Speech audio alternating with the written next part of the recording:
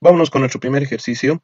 En el sistema de poleas y engranajes de la figura, el engranaje de radio R1 está girando a una velocidad angular constante de velocidad angular 1, 15 radianes por segundo, considerando los siguientes radios: R1 15 centímetros, R2 30 centímetros, R3 10 centímetros, R4 20 centímetros. Determinar la velocidad angular de la polea de radio R4. Ahí está en el gráfico la solución. Bueno, vámonos con nuestro ejercicio. Nos da la velocidad angular del disco 1 y nos pide hallar la velocidad angular de 4. En algunos ejercicios tenemos que saber en qué sentido está yendo el disco. Entonces, a ver, veremos. Si se fijan en esta parte, dice que el disco 1 va a ir en este lado. ¿Y qué va a hacer? Lo va a empujar a 2 y se va a ir en este sentido. Entonces, el disco 2 se mueve en este sentido. O si no, es la velocidad angular 2. Como es concéntrico con 3, le va a transmitir el mismo sentido. Entonces, la velocidad 3. Listo, fíjense. El 3 está unido con 4 con una polea. Entonces, fíjense, esto va a empujar hacia este lado la polea y esto va a hacer girar en este sentido. Entonces, la velocidad angular 4 sería ese. ¿Ya? Entonces, ya hemos sacado los datos que nos dan en el enunciado. Entonces, solo hay que relacionar. Ahora, este es más o menos como un juego. Tenemos que ver, tenemos que pasar nivel tras nivel. Entonces, si se dan de cuenta, es como si estuviéramos en el disco 2. Entonces, yo tengo que llegar al disco 4. Entonces, ¿qué disco puede relacionarse con el disco 1? En este caso el disco 2. Entonces decimos relación del disco 1 y 2. Si observamos, están unidos tangencialmente. ¿Qué decía eso? Que las velocidades tangenciales, o sea, velocidad tangencial 1 con velocidad tangencial 2 son iguales. Pero no me dan dato velocidad tangencial, ¿qué me dan angular? Entonces tengo que llevar esta tangencial angular. Entonces, ¿qué va a ser? Velocidad angular 1 por su radio, en este caso del disco que es 1. Velocidad tangencial 2. Velocidad angular 2 por el radio 2. ¿Ya? Entonces, si observamos de aquí, yo puedo despejar velocidad angular 2.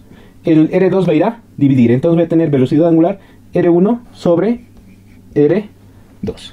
Esta es mi relación. Entonces vamos. Si observamos, ya estamos en 2. ¿El 2 con quién se puede relacionar? Con el disco 3. Entonces digo, si relaciona el disco 2 y el 3, si nos fijamos, es concéntrico, tienen el mismo centro. Entonces, ¿qué puedo decir? Que la velocidad angular 2 es igual a la velocidad angular 3. Y en otras palabras, la velocidad angular 3, ¿qué sería? Si se dan de cuenta, yo puedo agarrar esto y reemplazar acá. ¿Y qué me va a quedar? Velocidad angular 3 va a ser igual a velocidad angular 1 por el radio 1.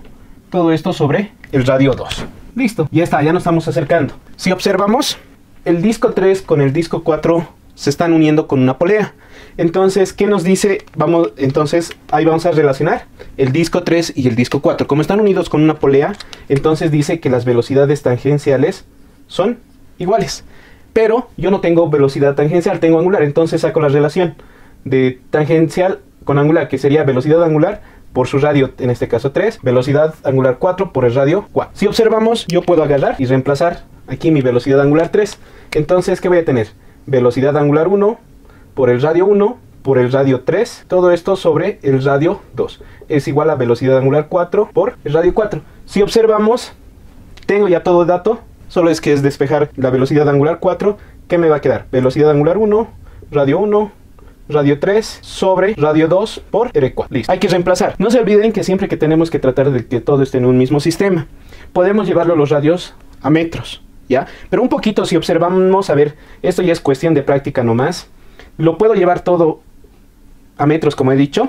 Pero ¿qué pasa si reemplazo? La velocidad angular, ¿cuánto es? 15. R1, ¿qué es? R3, ¿cuánto vale?